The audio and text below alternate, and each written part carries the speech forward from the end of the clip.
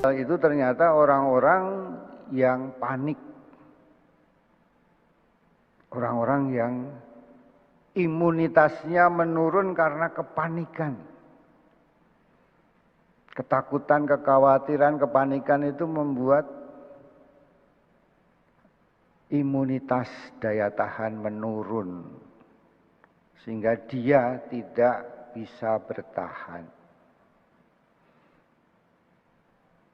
Lantas dia mengatakan, untuk apa kita panik kalau kita ini percaya pada Tuhan dan kita berserah diri kepada Tuhan. Kita ini milik Tuhan. Hidup kita ini milik Tuhan. Bapak, Ibu, dan saudara sekalian yang dikasihi Tuhan, kita adalah milik Tuhan. Dan Injil Yohanes pasal 1 bab 1 pasal yang ke-11 mengatakan bahwa ia datang kepada milik kepunyaannya, tetapi orang-orang kepunyaannya itu tidak menerimanya. Dan Yesus berdoa kepada miliknya agar tidak satu pun yang dimiliki oleh Tuhan Yesus jangan sampai ada yang hilang. Seperti digambarkan bahwa seorang gembala akan mencari dombanya yang tersesat supaya dia dibawa kembali. Inilah suatu kebahagiaan bahwa kita adalah milik Tuhan. Sehingga saya mengatakan berbahagialah orang miskin. Orang miskin tidak memiliki apa-apa. Karena itu dia menjadi milik Tuhan. Dan kalau kita menjadi milik Tuhan, maka semua yang dimiliki Tuhan juga menjadi milik kita. Inilah kebahagiaan kita bersama. Betapa bahagia kalau kita merenungkan bahwa kita ini milik Tuhan, dipelihara oleh Tuhan. Kalau sakit diobati oleh Tuhan, kalau lapar dikasih makan, kalau haus dikasih minum.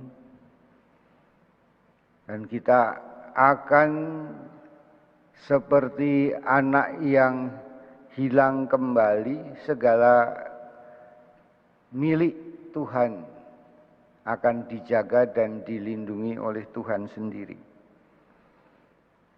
Dalam Galatia 5 ayat 24 dikatakan, barang siapa menjadi milik Yesus Kristus, ia telah menyalibkan daging dengan segala hawa nafsunya dan keinginan-keinginannya. Dan Roh Kudus itu adalah jaminan bagian kita sampai kita memperoleh seluruhnya, yaitu penebusan yang menjadikan kita milik Allah untuk memuji kemuliaannya.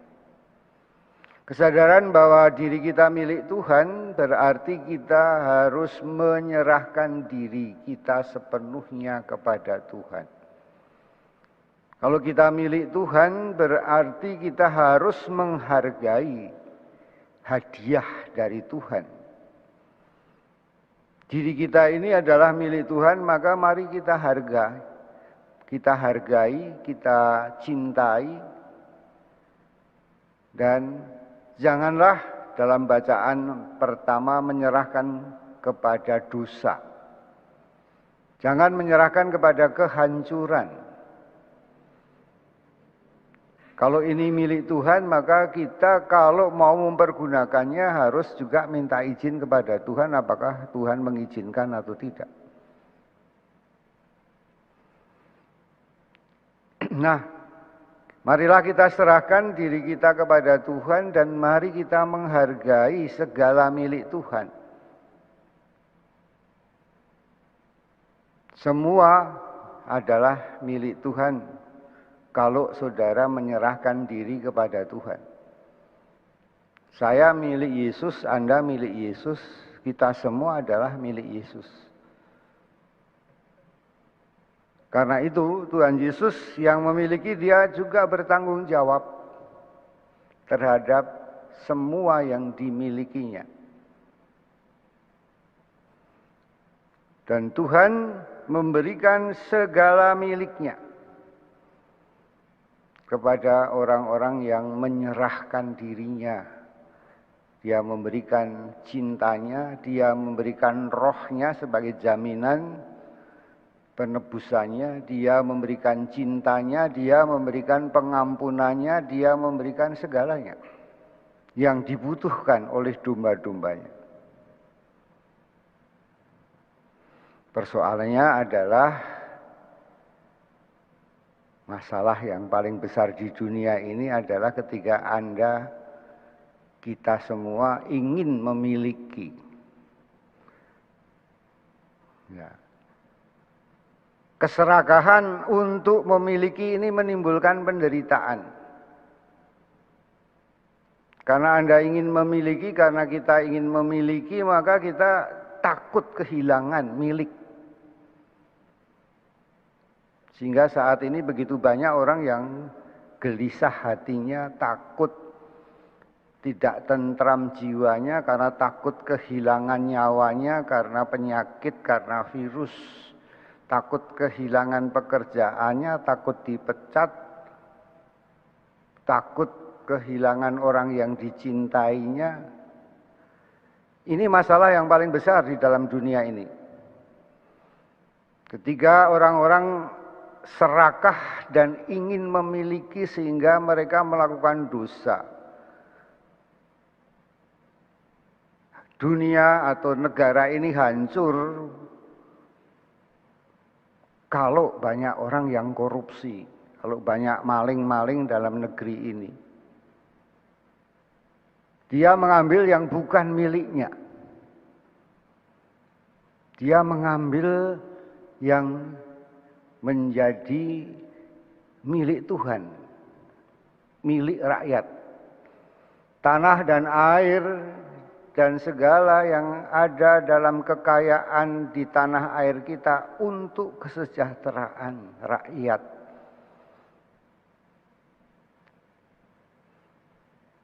Nah, Bapak, Ibu, dan Saudara sekalian, maka marilah kita belajar untuk menghargai milik Tuhan, untuk memelihara dan mencintai hadiah dari Tuhan. Karena semua milik Tuhan kalau kita diberi oleh Tuhan itu sebagai hadiah. Kita sesungguhnya tidak berhak terhadap milik Tuhan. Dalam kitab suci dikatakan jangan mengingini milik orang lain secara tidak adil.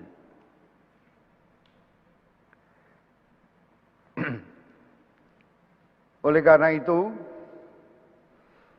kita bersama jangan menyerahkan diri kita ini yang milik Tuhan kepada kedosaan, kepada kebencian, kepada kemarahan, kepada dendam yang menghancurkan. Maka disinilah kita harus meletakkan apa arti pengampunan itu.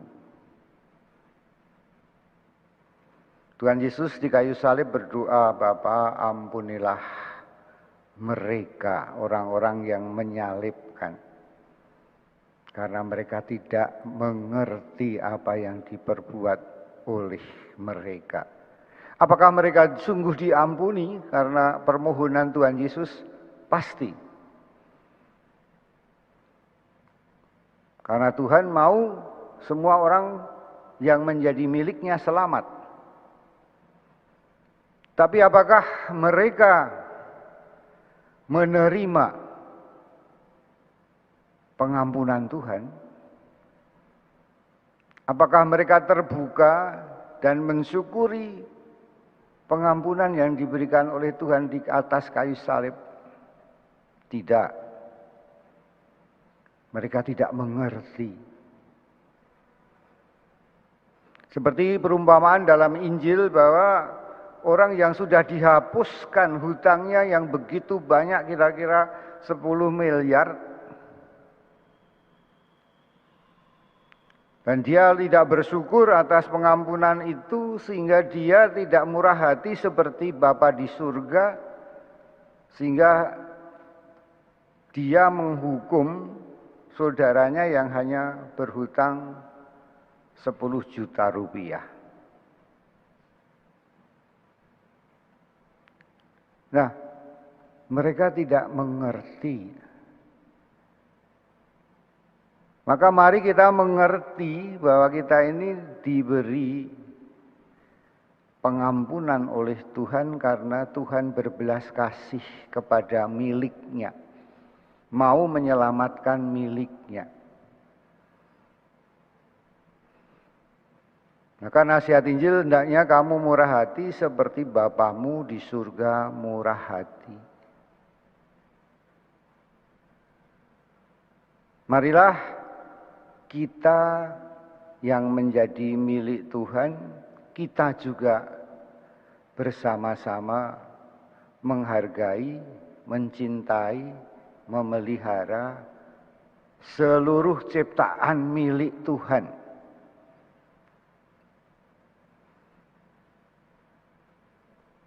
Seperti Tuhan telah memberikan pengampunan, marilah kita juga memberikan pengampunan.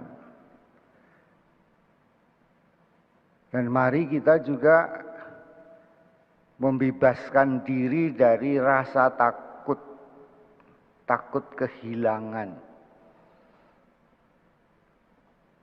takut kalau tidak dicintai, takut kalau tidak diperhatikan, takut kalau dan seterusnya. Ketakutan itu tidak ada lagi karena kita tidak ingin memiliki, tetapi kita berbahagia karena kita dimiliki oleh Tuhan. Ketika ada seorang umat yang begitu sedih kehilangan orang tuanya. Dan saya mengingatkan, bukanlah Ayub mengatakan Tuhan yang memberi, Tuhan yang mengambil, terpujilah namanya. Orang tuamu adalah hadiah dari Tuhan. Kita tidak pernah bisa memilih orang tua. Dia adalah hadiah yang diberikan kepadamu, sekarang diambil lagi sama Tuhan, kenapa kamu sedih? Kamu tidak bisa memiliki dia. Karena dia milik Allah. Maka kemudian dia mulai menyerahkan orang tuanya kembali kepada Tuhan. Dia mulai menjadi legowo, menjadi ikhlas untuk menyerahkan. Bapak, Ibu, dan saudara sekalian yang terkasih, betapa banyak orang yang terbebani karena kecewa kepada apa yang diingininya, marah kepada yang diingininya. Mungkin Anda kecewa karena mengharapkan bahwa orang itu mengasihi, menjadi milikmu, tapi dia tidak mau mendengarkan nasihatmu, maka kamu kecewa kenapa kamu tidak mau menerima nasihat. Padahal saya mencintaimu, tapi kenapa kamu tidak mau mencintai? Karena kita diberi Tuhan pengampunan, maka marilah kita memberi ampun. Jangan menyimpan kemarahan, kebencian, karena Tuhan tidak mau miliknya menyimpan itu. Kalau Anda menyimpan kemarahan, Anda menyerahkan diri pada kemarahan, kamu bukan milik Tuhan lagi. Dan anehnya, orang-orang yang membenci, yang tidak mau mengampuni, Itu digambarkan sangat indah oleh Nelson Mandela. Nelson Mandela mengatakan bahwa orang yang membenci, orang yang tidak mau mengampuni, orang yang menyimpan dendam itu seperti orang minum racun. Tapi dia berharap yang mati itu musuhnya. Kalau Anda membenci, Anda dendam, Anda sebetulnya minum racun. Tapi Anda pikir bahwa yang akan mati adalah orang yang Anda benci. Kata-kata itu sangat luar biasa. Bapak, Ibu, dan saudara sekalian, ada banyak kesaksian ketika kita berserah diri kepada Tuhan. Ya. Sepenuhnya berserah diri. Apakah kita mau menunggu berserah diri itu ketika kita meninggal? Seperti Tuhan Yesus berserah diri kepada Bapa, ke dalam tanganmu kuserahkan rohku. Bacaan pertama mengatakan jangan menunggu sampai kamu mati, baru kemudian kamu bisa mengampuni. Sudah terlambat. Karena memang kebencian itu sungguh mematikan. Kebencian itu sungguh menimbulkan kesakitan-kesakitan. Ingatlah kalau saudara menyimpan kebencian, kemarahan, luka-luka batin, Anda sakit. Itu tandanya bahwa Tuhan tidak menghendaki. Tuhan menghendaki agar kita berbahagia. Tuhan menghendaki agar kita milik Tuhan, menerima Tuhan. Dia datang kepada milik kepunyaannya, tapi milik kepunyaannya tidak menerimanya. Kita bertugas untuk menjadi semakin berani menyerahkan segala perkara kepada Tuhan. Pengharapan kita, kesulitan kita, seluruh kehidupan kita, bahkan penyakit kita, bukankah dalam sengsara dan salibnya penderitaan dan penyakit kita telah ditanggungnya? Maka iman berarti bahwa kita berserah diri kepada Tuhan sepenuhnya sehingga kita menjadi milik Tuhan dan dipimpin oleh Tuhan. Namun bukan berarti kita menjadi orang yang keenakan, tetapi justru kita menjadi orang-orang yang juga menghargai semua milik Tuhan. Jangan merusak apa yang dimiliki Tuhan. Jangan merusak hidupmu sendiri, dan jangan merusak juga hidup orang lain, karena dia milik Tuhan. Maka semakin kita bersyukur karena kita milik Tuhan, kita semakin menghargai dan menghormati kehidupan. Orang-orang yang berteriak Tuhan, Tuhan, tetapi dia menganiaya sesamanya, dia berlawanan dengan Tuhan dan kehendaknya.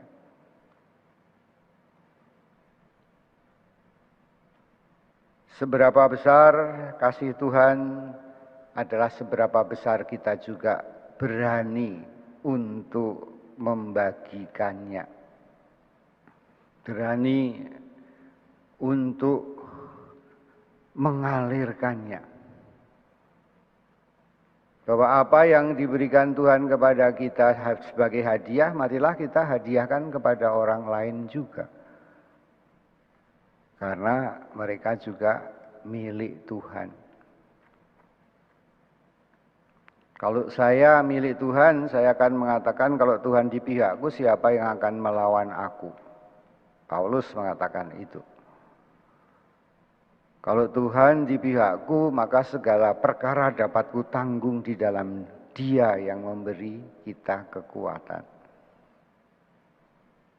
Bagiku hidup adalah Kristus. Hidup yang kujalani dalam daging ini adalah hidup untuk Kristus. Maka kalau saudara sekalian diminta untuk mengampuni seperti Petrus, berapa kali harus mengampuni? 70 kali 7 kali. Berarti setiap hari kita harus mengampuni karena angka 7 adalah angka hari. Senin mengampuni, Selasa mengampuni, Rabu mengampuni, dan seterusnya. Setiap hari. Kalau saya mengampuni berarti saya membagikan harta yang diberikan Tuhan kepada kita.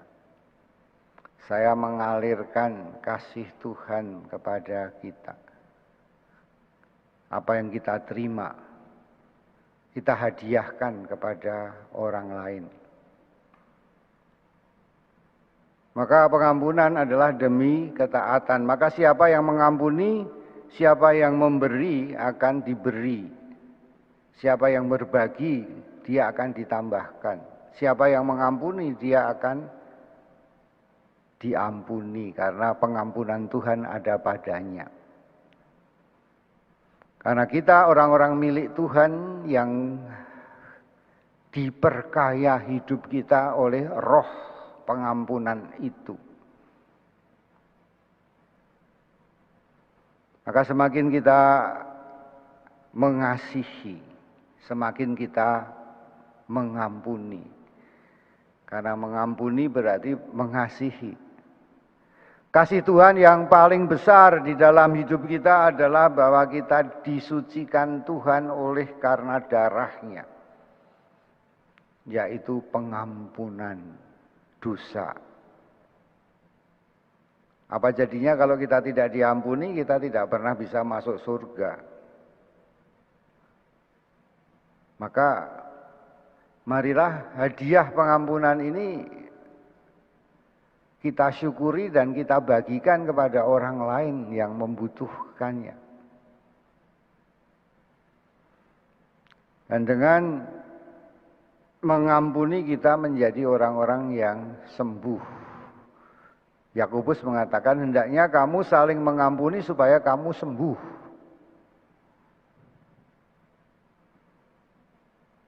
Kalau ada pengampunan, pasti dalam keluarga tidak ada perceraian, tidak ada percekcokan. Dan orang yang hidup bahagia pasti kemudian juga seluruh tubuhnya bahagia dan sehat.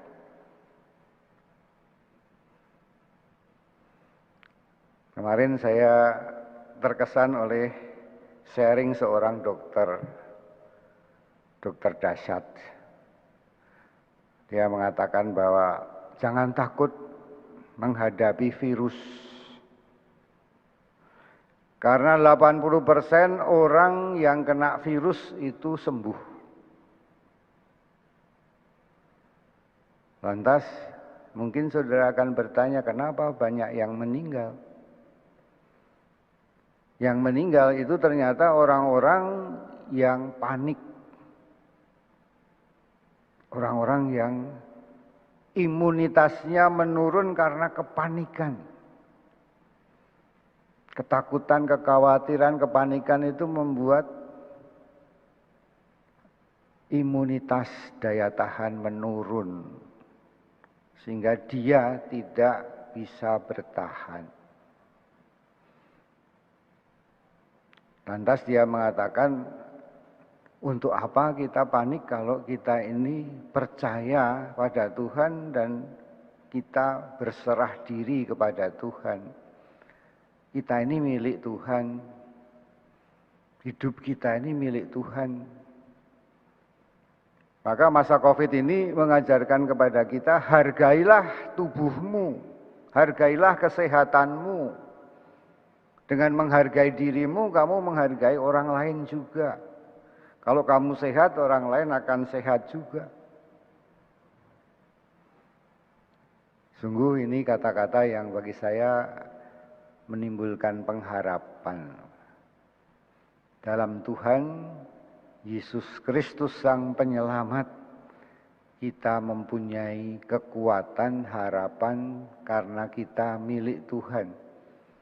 Dan mari kita menjaga milik Tuhan, menghargai milik Tuhan, hormat terhadap milik Tuhan. Siapapun orang itu adalah ciptaan Tuhan, milik Tuhan. Lebih-lebih kita semua yang sudah dibaptis adalah milik Kristus. Orang-orang Kristen yang diselamatkan, sehingga Kristus adalah orang-orang yang diurapi Tuhan. Bapak, Ibu, dan saudara sekalian, marilah kita hidup dalam kebahagiaan karena kita ini milik Tuhan. Hari ini mari kita serahkan semua beban jiwa kita, semua penyakit kita, semua kelemahan kita, semua relasi-relasi kita yang mungkin retak. Kita serahkan musuh-musuh kita. Karena dalam Tuhan semua adalah milik, semua adalah saudara. Kita tidak lagi ada dalam permusuhan karena kebencian tidak ada lagi di dalam diri kita. Maka jangan memusuhi Tuhan, jangan memusuhi orang lain, apalagi jangan memusuhi dirimu sendiri. Bersyukurlah karena kita adalah milik Allah, hadiah dari Allah. Dan kita semua adalah orang-orang yang diberkati dan diurapi oleh Tuhan. Nafas kehidupan kita adalah pemberian Tuhan yang terus-menerus bisa kita hayati. Bahwa hidup dihembuskan oleh nafas Tuhan setiap saat kita menghirupnya. Jadi coba renungkanlah bahwa hidup kita milik Tuhan sehingga kita dibebaskan dari keinginan untuk memiliki, dibebaskan untuk dari keserakahan-keserakahan. Dibebaskan dari rasa takut kehilangan-kehilangan. Karena kita milik Tuhan maka tidak ada yang hilang. Dibebaskan dari semua kelemahan dan penyakit. Karena kelemahan dan penyakit dalam diri kita sesungguhnya ditanggung oleh Dia. Tuhan tidak menolak kita. Dia menerima kita apa adanya. Ini warta gembira. Tuhan tidak menerima kita dengan syarat. Namun apakah kita mau menerima Tuhan? Menerima keselamatan yang ditawarkan kepada kita. Apakah kita mau menyerahkan diri kita sepenuhnya kepada Tuhan?